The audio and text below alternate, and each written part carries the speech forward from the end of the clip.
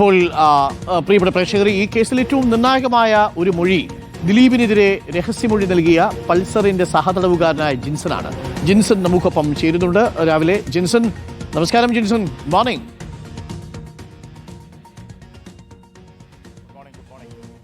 ജിൻസൺ, കേൾക്കാമോ? കേൾക്കാം, പറഞ്ഞോളൂ.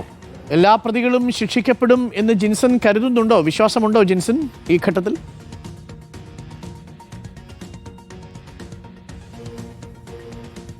ഒരു മുൻ അനുഭവം കൃത്യമായിട്ട് പറഞ്ഞാൽ അതായത് കോടതിയിൽ നിന്നും കിട്ടിയ അനുഭവം വെച്ചിട്ട് അതിന് വളരെ സാധ്യത കുറവായിട്ടാണ് എനിക്ക് തോന്നുന്നത്. പക്ഷേ പ്രത്യേകിച്ച് ഈ ഇലക്ഷൻ്റെ 2 ദിവസം മുമ്പ് ഇത്തരം ഒരു വിധി പുറപ്പെടുവിക്കുന്നതിലും വലിയ ദുരൂഹത ഞാൻ കാണുന്നുണ്ട്. അതെന്താണെന്നുള്ളത് വിധി വന്നതിന് ശേഷം പറയാം. ഓക്കെ, ജിൻസൺ അന്ന് കൊടുത്ത മൊഴി ഈ കേസിൽ വളരെ നിർണായകമായിരുന്നു. അത് വളരെ പ്രധാനപ്പെട്ട ഒരു മൊഴിയായിട്ട് മാറുകയും ചെയ്തു. ജിൻസൺ പൾസർ സുനിയുമായിട്ട് ഷർട്ട് മാറ്റിയതിൻ്റെ കഥയടക്കം നേരത്തെ പറയുകയായിരുന്നു.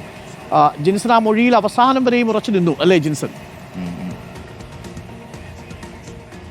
തീർച്ചയായിട്ടും ഞാനതിനകത്ത് മാറി ചിന്തിക്കേണ്ട കാര്യമില്ല. പ്രത്യേകിച്ച് അതിനകത്ത് ആരിൽ നിന്നും എന്തെങ്കിലും പണം സ്വീകരിച്ചോ അല്ലെങ്കിൽ ഏതെങ്കിലും ഒരു സാഹചര്യത്തിൽ ഏതെങ്കിലും രീതിയിൽ എന്തെങ്കിലും ഒരു പാരിതോഷികങ്ങൾ പറ്റി നിൽക്കാൻ ആഗ്രഹിച്ചിരുന്ന ഒരാളല്ല ഞാൻ. നിരവധി തവണ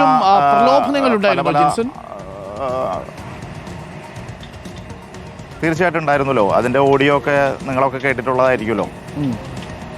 അല്ല, അതൊന്നും വാങ്ങാതെ 25 ലക്ഷം രൂപ, അതുപോലെ 5 സെന്റ് ഭൂമി, ഇതൊക്കെ വാഗ്ദാനം ചെയ്തിരുന്നു. പിന്നീട് ജിൻസൺ പുറത്തിറങ്ങുന്ന സമയത്ത് ആളുകൾ നേരിട്ട് വന്ന് കാണുകയോ മറ്റോ ചെയ്തിരുന്നു എപ്പോഴെങ്കിലും?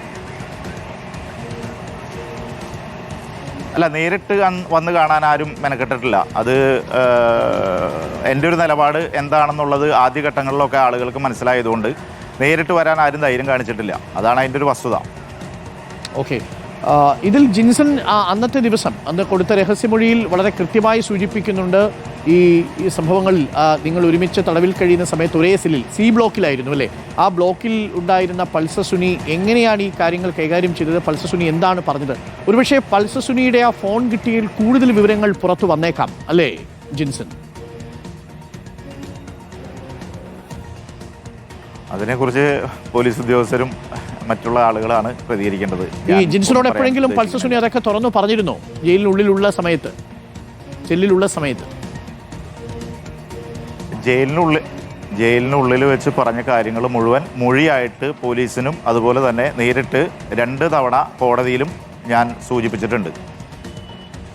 ഈ അത്തരം കാര്യങ്ങളൊക്കെ കൃത്യമായി തന്നെ കോടതിയിൽ മെറിറ്റിലേക്ക് പോകണ്ട. പക്ഷെ അപ്പോഴും പൾസർ സുനിക്ക് വലിയ കോൺഫിഡന്റ് ആയിരുന്നു, അല്ലേ? കോൺഫിഡൻസ് ഉണ്ടായിരുന്നു, തന്നെ അയാൾ രക്ഷിക്കാൻ വരും എന്നൊരു തോന്നൽ.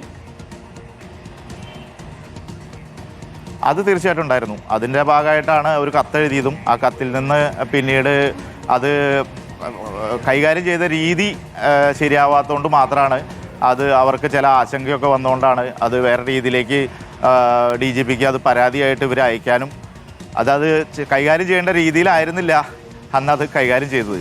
അതുകൊണ്ടാണ് അവർക്കൊരു ആശങ്ക വന്നത്, തങ്ങളെ വീണ്ടും കൊടുക്കാൻ വേണ്ടിയിട്ടുള്ള പരിപാടിയാണോ എന്നുള്ളൊരു തോന്നൽ വന്നതിൻ്റെ ഭാഗമായിട്ടാണ് വീണ്ടും അവർ പരാതിയായിട്ട് അതിബുദ്ധി കളിച്ചിട്ടാണ് ഇത് ഈ പൊതുസമൂഹം എല്ലാവരും ഇത് അറിയാനുണ്ടായ ഒരു സാഹചര്യം. അല്ലെങ്കിൽ ഇത്തരം പല വിഷയങ്ങളും ഉണ്ടായിട്ടുണ്ട് എന്നുള്ളത് സുനി എന്നോട് മുമ്പ് സെല്ലിലായിരുന്ന സമയത്ത് പറഞ്ഞിട്ടുണ്ട്. അപ്പോൾ ഞാനൊരിക്കലും ഇവനോട് ചോദിച്ചിരുന്നു, നിങ്ങളെ ഇവർ കൈവിട്ടാലോ എന്ന് ചോദിച്ചപ്പോൾ അന്ന് പറഞ്ഞ വാക്ക് ഇതാണ്, അങ്ങനെ കൈവിടാൻ കഴിയില്ല, ഇത് മാത്രമല്ല എന്നൊരു വാക്കിൽ പറഞ്ഞ് അവസാനിപ്പിക്കേണ്ട ഒരു സാഹചര്യമാണ് അന്നുണ്ടായത്.